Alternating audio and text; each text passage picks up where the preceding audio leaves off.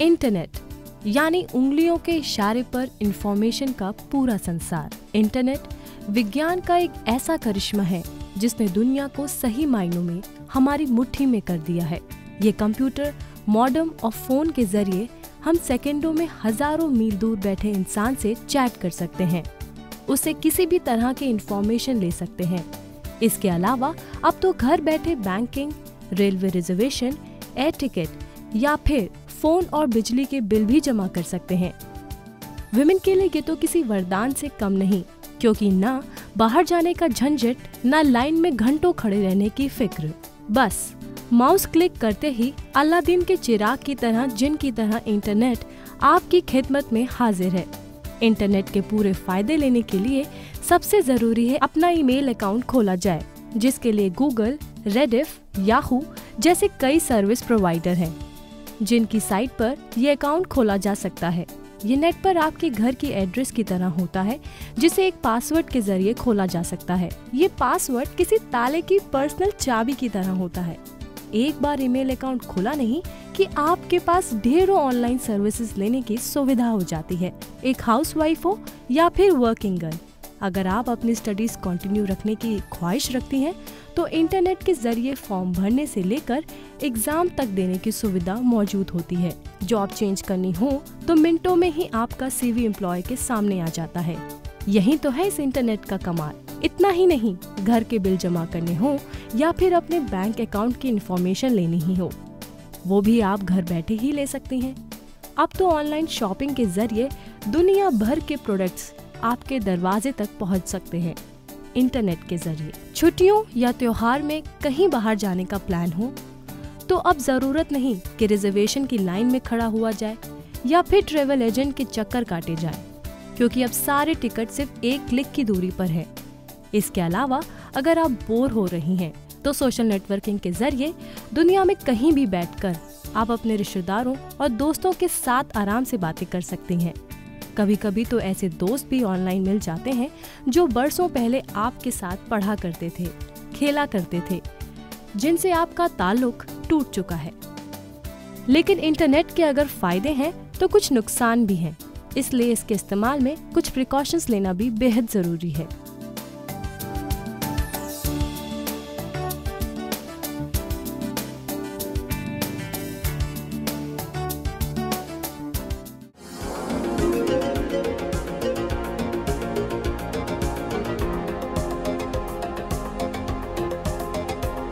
Computers ने आज हमारी दुनिया ही बदल दी है।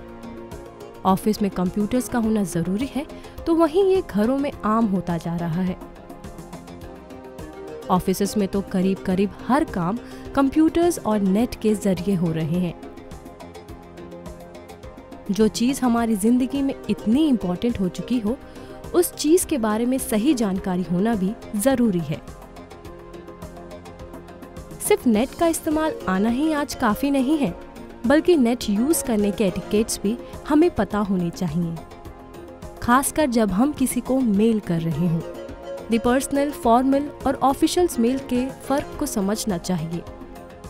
फॉर्मल मेल्स के मामले में हमें कुछ जरूरी बातें या एटिकेट्स का ध्यान रखना चाहिए। नंबर 1, एसएमएस या पर्सनल मेल में अक्सर हम शॉर्ट टर्म का इस्तेमाल करते हैं, जैसे YOU की जगह सिर्फ लेटर U से ही काम चला लेते हैं, या फिर FOR की जगह न्यूमेरिकल 4 को यूज किया जाता है। लेकिन कमर्शियल या ऑफिशियल मेल के लिए कभी भी शॉर्ट टर्म का इस्तेमाल नहीं किया जाता। प्रोफेशनली इस चीज को अच्छा नहीं माना जाता है। पॉइंट 2, फॉर्मल मेल भेजने से पहले मेल को ध्यान से जरूर पढ़ लें कि आपने क्या और क्यों लिखा है। अगर वो मेल आपको खुद अच्छा नहीं लग रहा, तो पढ़ने वाले पर भी पॉजिटिव इम्पैक्ट नहीं डाल सकेगा। इसलिए ग्रामर या स्पेलिंग मिस्टेक्स को सही करके लैंग्वेज को भी इम्प्रूव करने की कोशिश करनी चाहिए। अगर कहीं भी कोई कंफ्यूजन हो तो किसी सीनियर की मदद ली जा सकती है। पॉइंट नंबर 3, पूरी दुनिया में नेट के जरिए मेल भेजने में इंग्लिश का ही इस्तेमाल हो रहा है, इसलिए इसमें कैपिटल और स्मॉल लेटर का तो ध्यान रखें ही, साथ ही अगर किसी खास बात को हाईलाइट करना चाहते हैं तो उसके लिए कैपिटल, बोल्ड या फिर अंडरलाइन कर सकते हैं। पॉइंट नंबर 4, अगर मेल किया जाने वाला सब्जेक्ट सीरियस है और अर्जेंट अटेंशन की डिमांड करता है तो इस बात को ज़रूर मेंशन करना चाहिए। अपने सब्जेक्ट को सिंपल, मीनिंगफुल और क्लियर वर्ड्स में लिखें ताकि रीडर को वो आसानी से समझ आ सके। जहाँ ज़रूरी हो वहाँ प्लीज़ और थैंक्स जैसे शब्दों का प्रयोग करना चाहिए। ये शब्द भले ही आम हों, लेकिन कभी कभी इनका असर बहुत ही ज़बरदस्त होता है। आखिर में अपने ऑफिस ग्रुप का नाम, पता और फ़ोन नंबर ज़रूर लिखें। पॉइंट नंबर 5, कमर्शियल मेल्स के साथ अक्सर कुछ अटैचमेंट्स भी भेजे जाते हैं। कोशिश यही की जानी चाहिए कि अटैचमेंट्स ज़्यादा बड़े ना हो।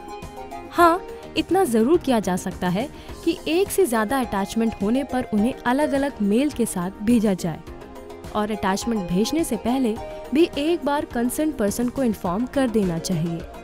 पॉइंट नंबर 6, कई बार इमरजेंसी मेंशन करने के बावजूद बिजनेस मेल्स का जवाब वक्त से नहीं आता। ऐसे में बेहतर रहता है कि 2-3 दिन वेट करके रिमाइंडर भेज दिया जाए। रिमाइंडर की लैंग्वेज उदार होनी चाहिए।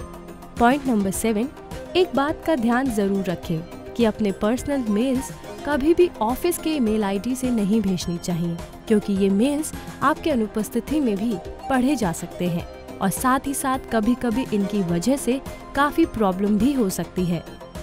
तो इन छोटी छोटी बातों पर ध्यान देकर हर कोई अपने नेट कम्युनिकेशन को इफेक्टिव और इम्प्रेसिव बना सकता है, साथ ही बन सकता है एक समझदार netizen. Just remember these net etiquettes.